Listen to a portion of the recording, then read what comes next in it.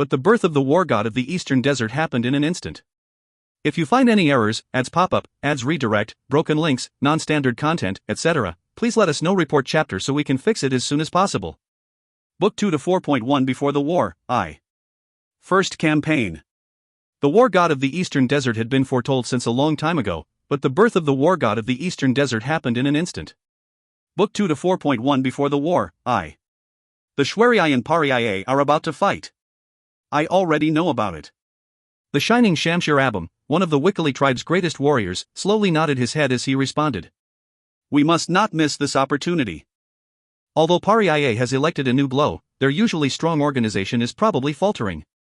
Since the Shwerii have proceeded at this time, the Wikali tribe must attack as well. They are likely to put more of their forces toward the Shwerii than us. This is our chance. I am also aware of that. Abum nodded his head again at Runa Brink's words. Then why are we still sitting here like this?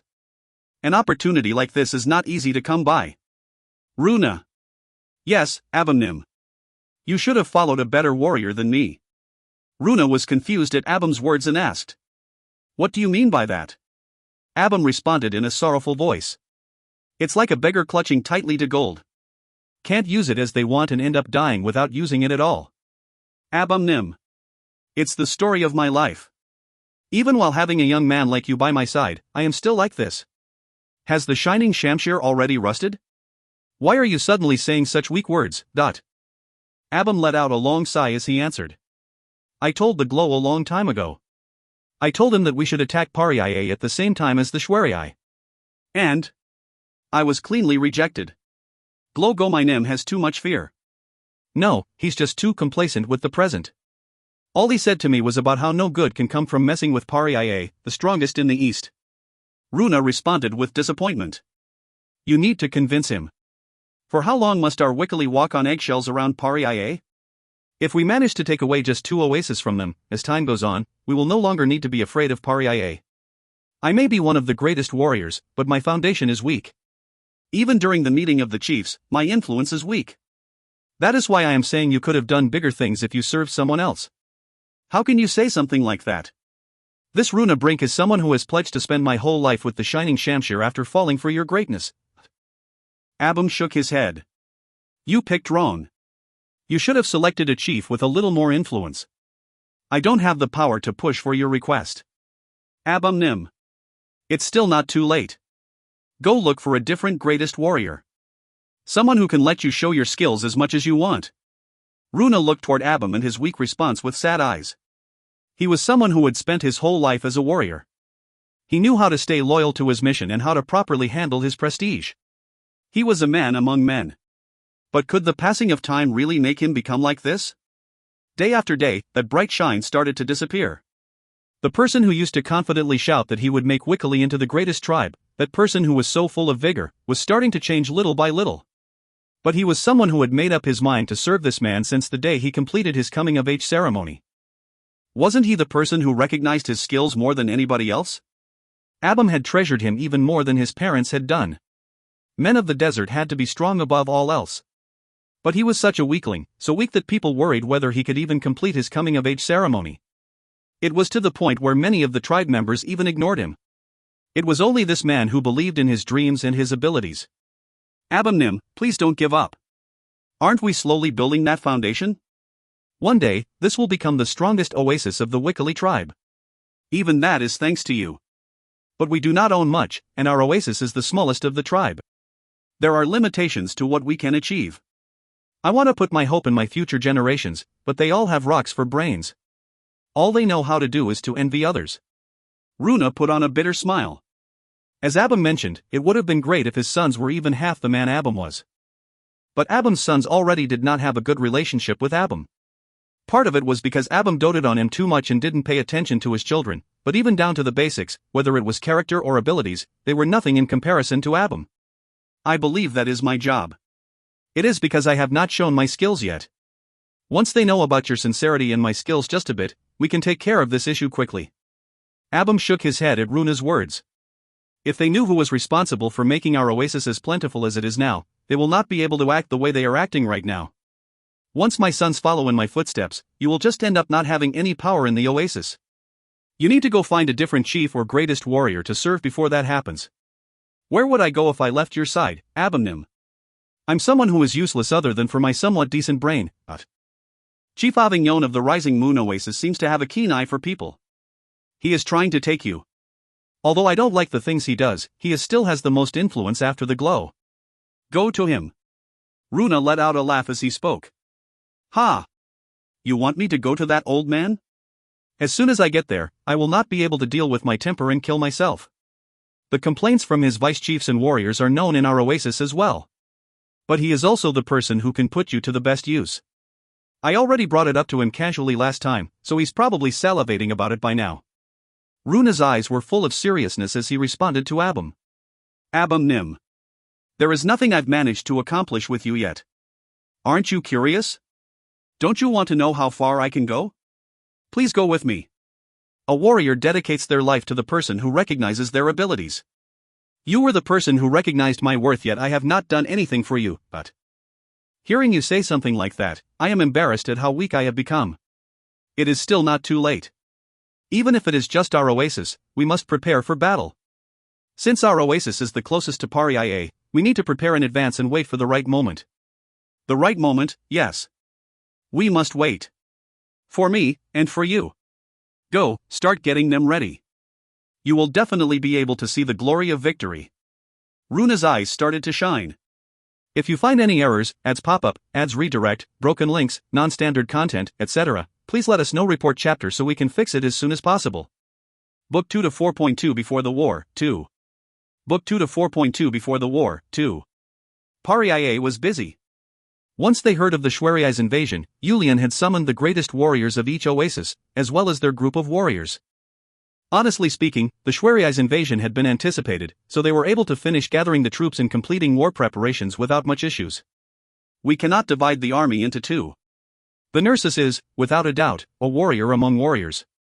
We do not know how many warriors he will bring with him, but we have around 20,000 warriors here right now.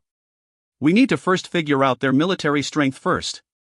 One of the greatest warriors, the large spear Again Pace, shared his thoughts. After hearing what Again had to say, Yulian asked a question. Isn't there also the possibility that the enemy will strike from the deep oasis side? Again pointed to the front of the deep oasis on the map before answering. This area here has the borders to the Rivold, Shwariai, and our Paria. They will not thoughtlessly attack there. They do not want to irritate the Rivold for no reason. The fact that the Rivold Glonim is pressing on this side is already a tremendous help to us. The Shwariai will not expect that we overcame our chaos this quickly and managed to make full preparations. Let's use this opportunity to try to take back the oasis we lost around 10 years ago as well. All of the people in the Peo looked toward Yulian with concerned gazes. The war they lost that oasis was when Myrez had died. You said that until now, they could not even dream about pushing forward because of our Paria's 3 valiant greatest warriors going up against him, right? This war will be different. I will block the Nersus and his desert sword, so the other greatest warriors can start to think about how to take down the other forces and advance forward. At Yulian's continued words, their gazes turned from concern to anticipation. It was because what Yulian had said was not wrong. They were confident that if it was their Glow, he would be able to defend against the Nersus. If Glow can do that, us greatest warriors and our troops will break their formation and take back the lost oasis without a problem. If the Shwariai did not have the Nersus, they would just be a tribe with large bodies. As Again spoke with joy, Yulian nodded his head and looked toward his subordinates. I trust that you can do that. And because I have not experienced a war of this magnitude yet, please do not see me as the Glow but as a subordinate warrior and teach me your ways. The ways of war, the methods of attacking and defending in the desert and the wilderness, the actions of a commander. I still have a lot to learn. We will guide you with our utmost sincerity, Glow. All of the warriors in the Peo bowed their heads and shouted. Yulian also raised his voice and answered. This war is the first step towards our Paria's victory. Looking past Paria, we must win for the future of the entire desert. We need to win until there will never be a day the desert tribes have to fight each other again. Let's all work hard for that day. The moment all of the warriors' eyes shined, the patrolling warrior came into the Peo. Reporting. Shwariai warriors have appeared around the border. Based on the reports of our spies, the commander of the Shwariai tribe is not the Nersus, but the piercing Bao Rikare. Again was extremely excited at the patrol's report and asked. Is that true? It really is not the Nersus but Rikare? Yes. Both the first and second report indicated it was recurré. We also got news that the total number of warriors is around 20,000. Again shouted at the patrol's report. The heavens and the Shwari's glow are helping us. Again was excited and many of the greatest warriors looked full of life. Why is it not Venersis and some other greatest warrior? Could something have happened to Venersis? Never having been in a war, Yulian did not understand the greatest warrior's excitement and asked, thinking something must have happened to Venersis. It might be a problem. But what we are certain of is that the glow and the other greatest warriors are preventing him from coming out. Preventing? You are saying they are hindering their own tribe's greatest warrior? That is why I mentioned that the Shwari's glow is helping us. It is suspicion. He is worried that Venersis might be staging a rebellion. The members of the Shwari tribe see Venersis as a war god and the tribe's guardian, so it makes sense that he is concerned. Yulian tilted his head in confusion. I cannot understand it. How can he not believe his own warrior? At Yulian's words, Again, as well as the other greatest warriors, started to smile. Their glow truly lacked that type of political sense. But it might be because he was that way that his charisma to pull people to him had reached the zenith. Seeing other tribes like that, it makes us happy. We serve a glow who trusts in us to show our strength as much as we won in battle. You are praising me for something obvious. Either way, if Venersis is not involved, our chances for success should increase quite a bit. Even Paria's third-generation greatest warrior, the usually silent sharp teeth, Treble, couldn't hide his excitement as he spoke. We must bring over the angry Brandystock as well. Because it was Venersis, he had to stay back to defend the deep oasis, but now we don't need to do that. Until he shows up, Again and I can be the focal point as we divide our brigades into two and push forward as much as we can. Before the Shwari realize the danger and call on Venersis to show up, we need to advance as much as possible. This time, I believe that we can truly take back the oasis that we have lost. At Treble's words, the other greatest warriors each shared their thoughts as well. Thinking that this war was already won, even some preposterous strategies were brought forward. But watching the warriors like this, it actually made Yulian understand the fear they had of Venersis. Listening to them, he also thought that he was still far from becoming a great commander for the tribe. This is the beginning. All I have to do is learn the things I do not know, and strengthen the aspects I am weak at. This is the beginning of the unification of the desert. Yulian reaffirmed his goal once more in his mind. Red Storm. Yes, blow. At Yulian's loud voice, the Red Storm warriors chanted back. It is our first expedition. It is time to show the world the might of the Red Storm warriors. Ooh. I hope for us to create a legend of being undefeated. We have prepared enough to make that happen. Can you imagine it?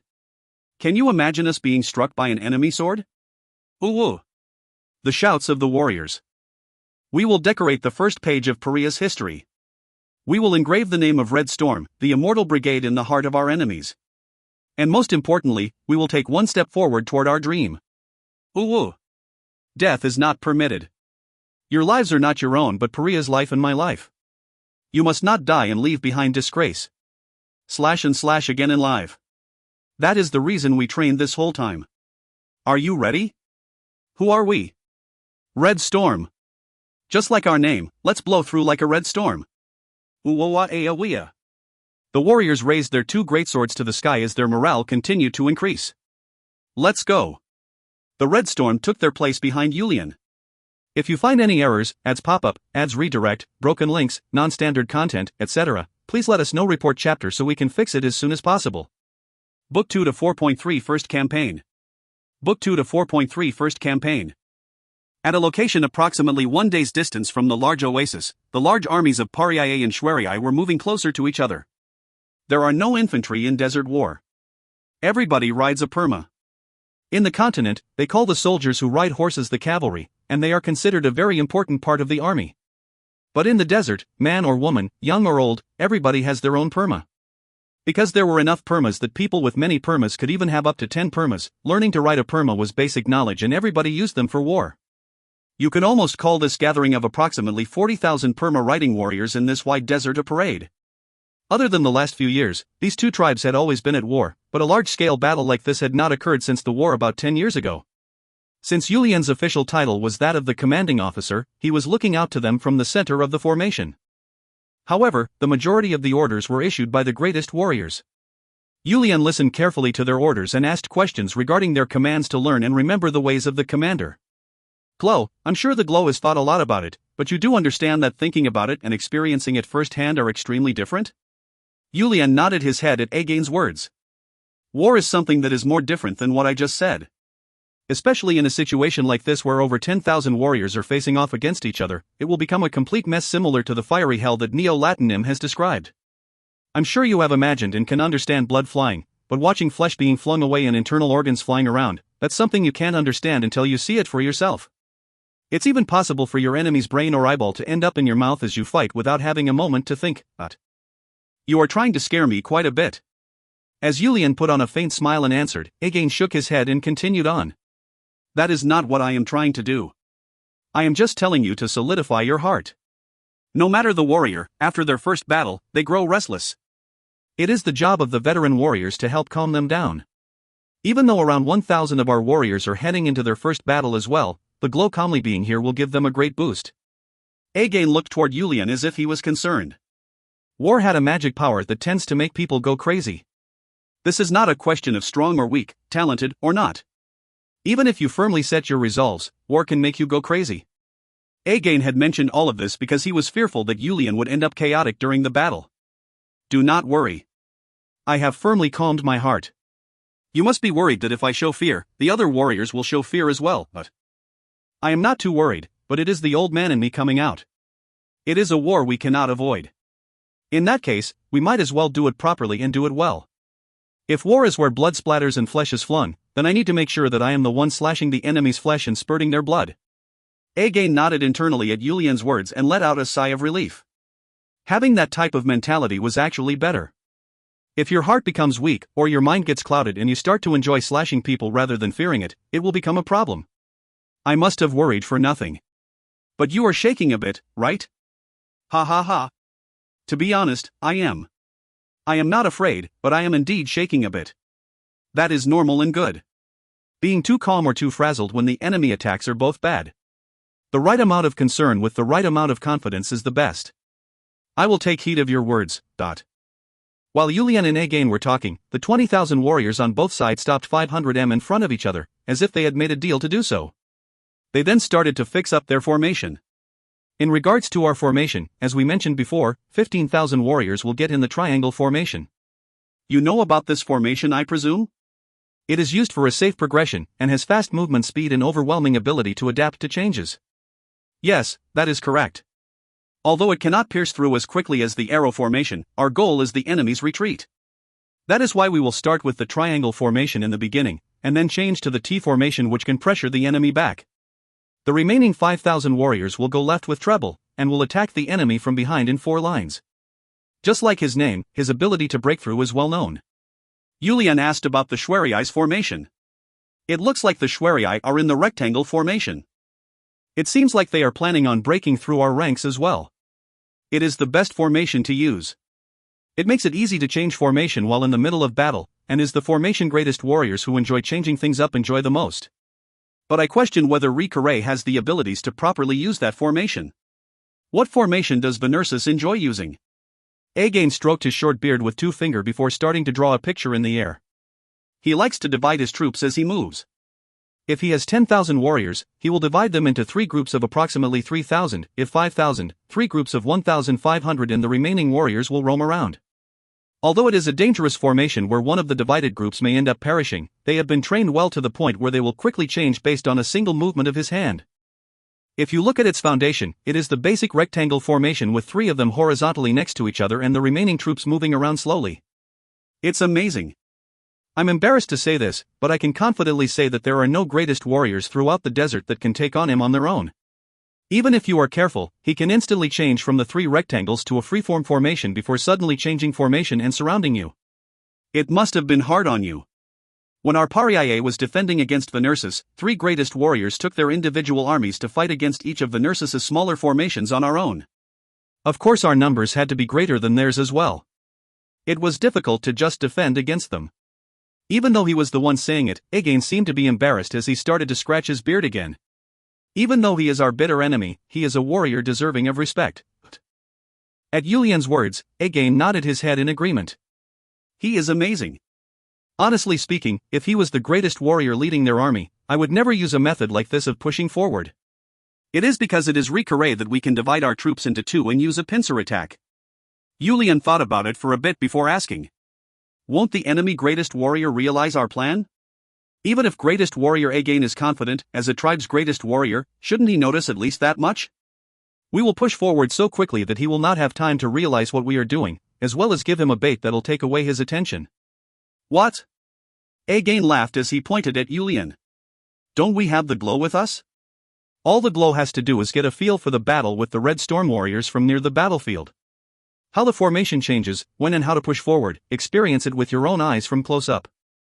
Are you telling me not to fight? Again nodded his head. Today is not the day to show the glow's might. It is a day to see what war is like. Please do not get involved and just watch. If you consider me, the large spear Again, as your mentor in war, please follow my request. Seeing Again saying it so seriously, Julian could only nod his head yes. There must be a reason for him to be saying this. While you are moving around, please move while wearing the traditional outfit of the glow. What? I trust that you have the clothes with you. Of course I brought it with me, but in a war where the glow is in the front line, they always carried the traditional outfit of the glow with them. It was a custom that a war the glow was involved in meant that they were planning on taking over the enemy's oasis, and if they successfully took over the oasis, the glow would be courteous and put on the outfit as he went around comforting the residents of the oasis. He recalled laughing about how Grace had meticulously thought about this custom and stuffed the glow's traditional outfit onto the perma.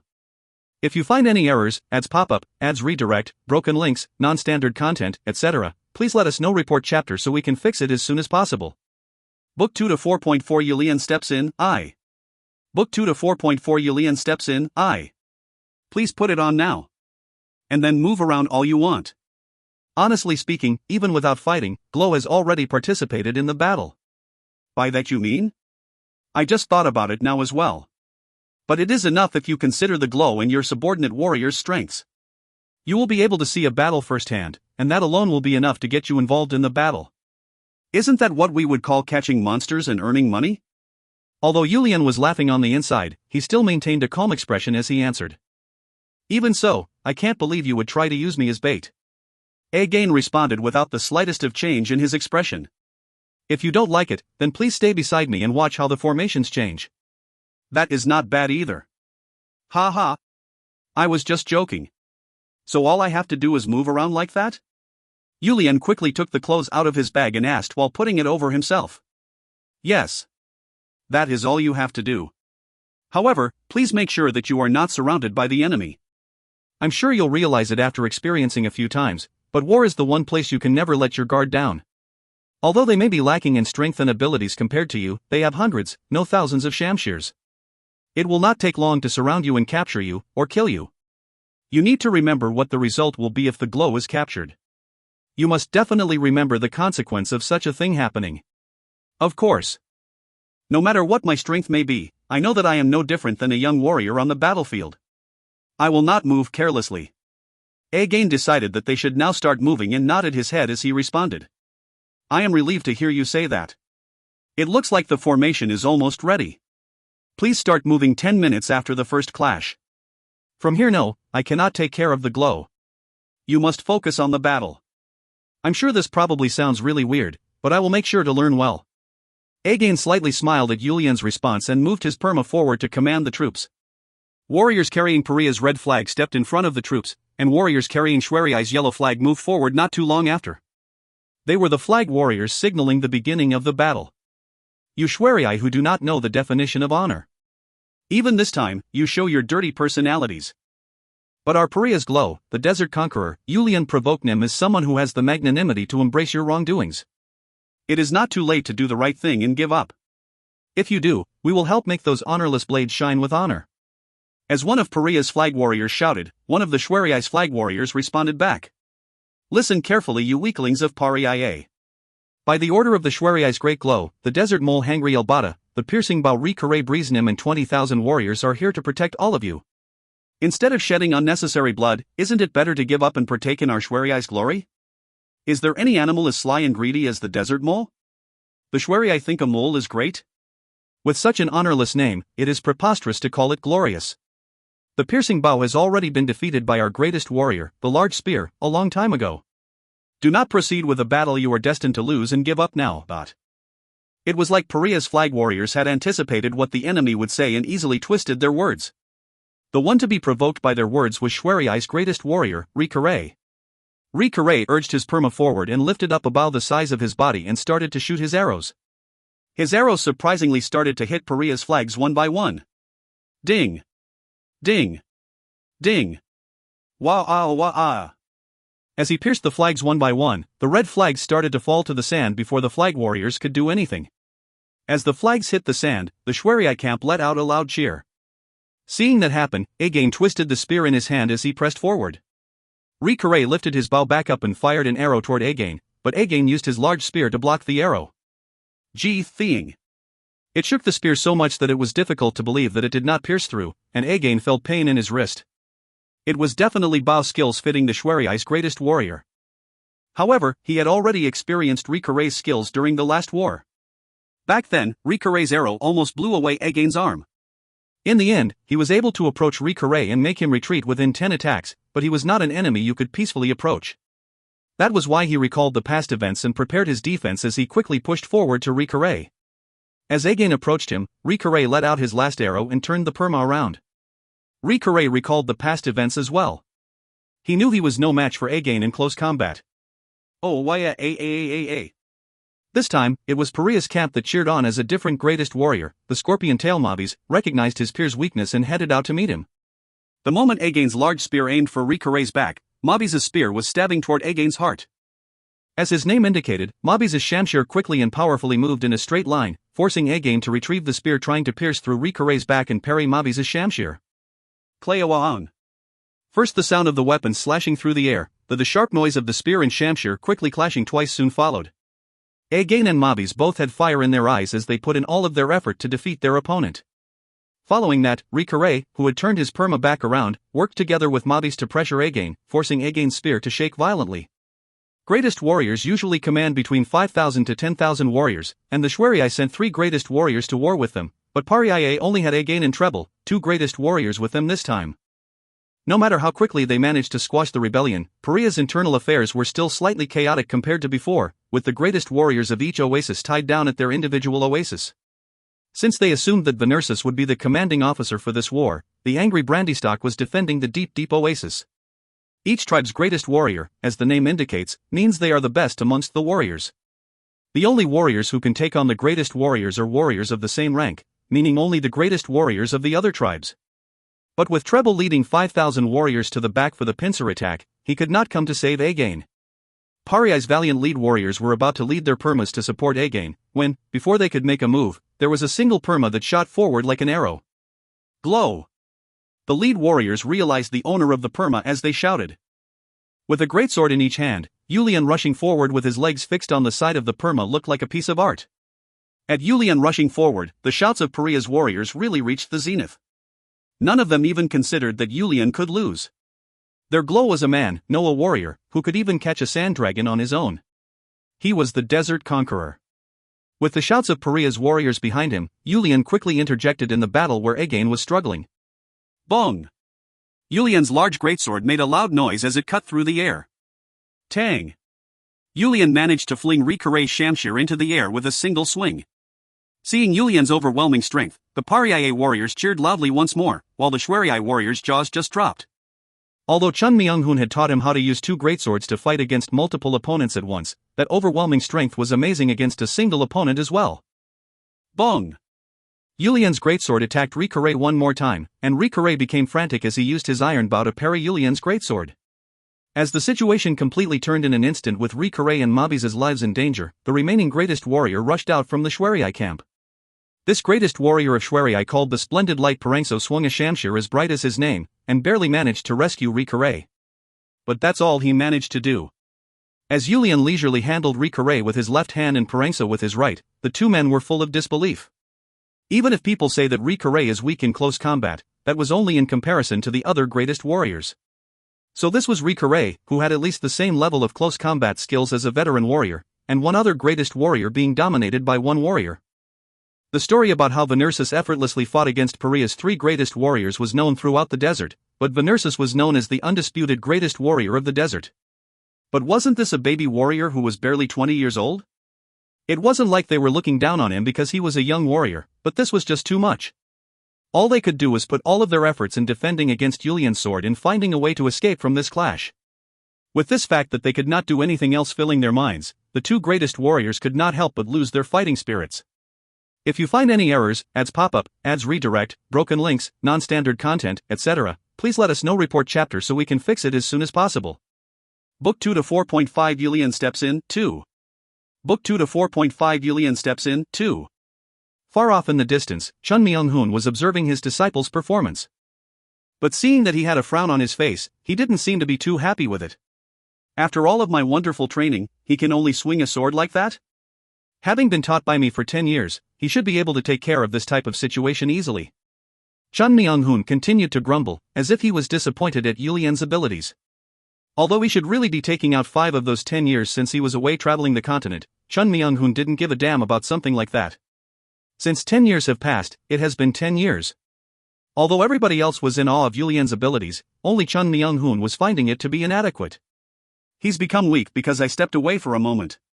He really must have been fooling around and not training properly.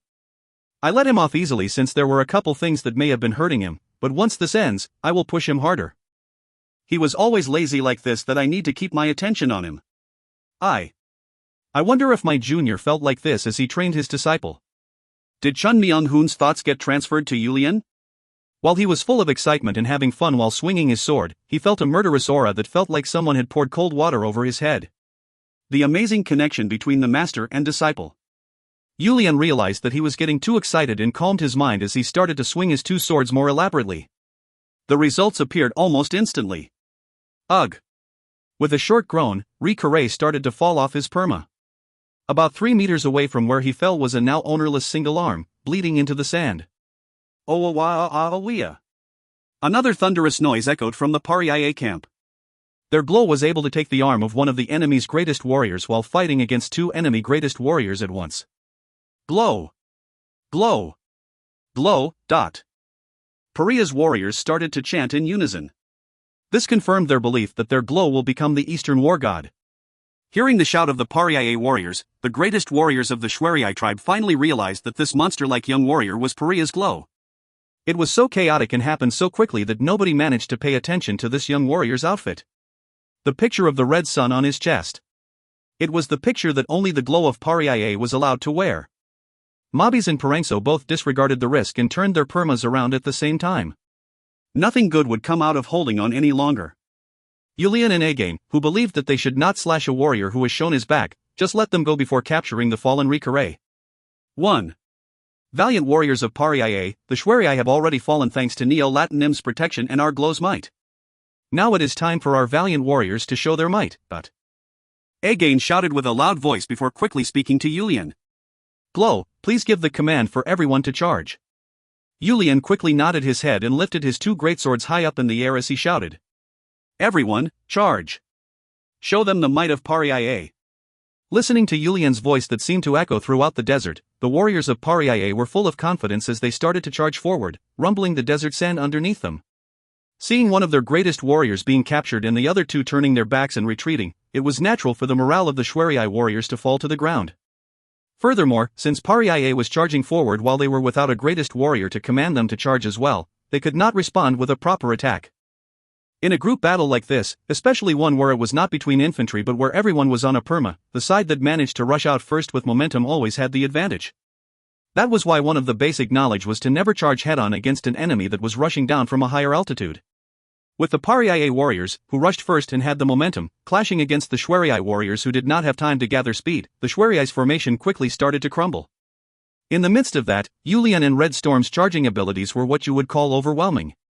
They were able to cause giant holes in the Shwari's formation wherever they went, and the other warriors quickly followed after them to continue the assault. Parangso and Mobbies believed in the fact that they had at least a couple thousand more troops and did their best to restore the formations, but it was not enough to defend against the momentum Pariah had already gained. Change formation. Without missing the opportunity, Again shouted to the flag warriors. With the lead flag signal, hundreds of red flags moved forward, backward, here and there, until Pariah's formation almost instantly started to change into a straight line. On top of that, Treble and his 5,000 warriors appeared from the back, starting to attack the Shwari from the other direction. Being divided in half from the front and being pressured diagonally from the back, the 20,000 Shwari warriors' formation quickly broke off into groups of a couple thousand, before all of them ended up surrounded. Retreat! Everybody retreat! Parangso and Mabis continued to shout as they ordered a retreat, but there was no path to retreat. As the warriors wandered left and right trying to find a way out, they even ended up crashing into their fellow warriors and falling over. Once Again signaled his troops as well as Treble with a flag, a single path of escape appeared for each surrounded group. All of the Shwari warriors started to run for their lives. Why are they letting them go? Isn't this a good opportunity to kill them all? Was it a mistake? But both of them did it at the same time. Yulian could not understand why Again and Treble would let them go when they had them surrounded and could have killed them all. Glow! While he was thinking, Treble called out and started to approach him, covered in blood from head to toe. Greatest warrior Treble. Yulian relaxed and smiled as he greeted Treble. They had won this battle. Treble stopped his perma next to Yulian and spoke with elation. What happened? I rushed here as fast as I could, but their formations were breaking apart even before I could really get involved. Glow and Again must have showed quite the performance. Haha, Again's performance was amazing. All I did was fight and shout. Whether it was the time to attack or the movement of the formation, greatest warrior Again controlled all of that.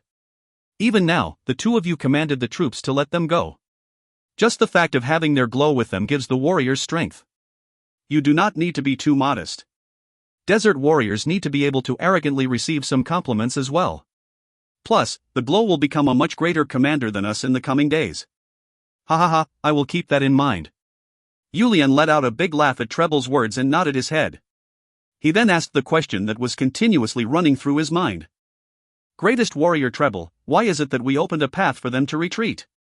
Wasn't this a great opportunity? It definitely was a great opportunity. In fact, it was an opportunity for us to reduce the number of Shwari warriors that are retreating to 1/10 of the current amount. Then why? Treble finally realized that their glow was still young. He was also very naive about war.